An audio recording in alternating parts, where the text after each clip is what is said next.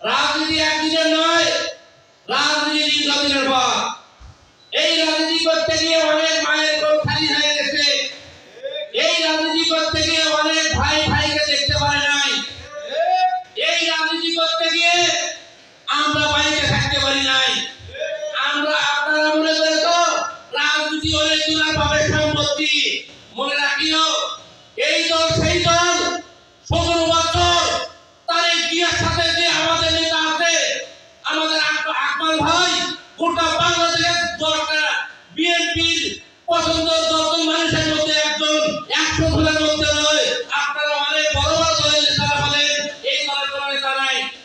আকরাম ভাই সম্বন্ধে আপনারা জেনে নেন যে আকরাম কে, সে কোথায় থাকে।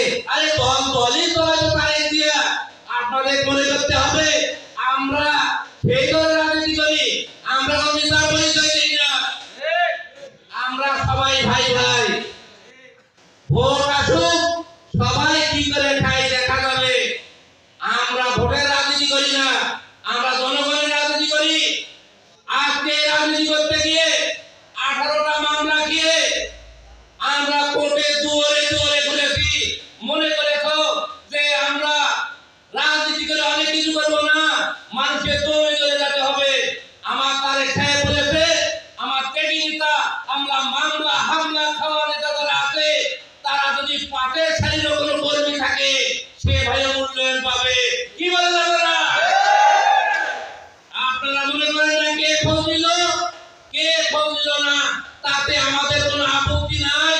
আপত্তি একই জায়গায়, দলের মধ্যে দ্বিধাদ্বন্দ্ব থাকবে।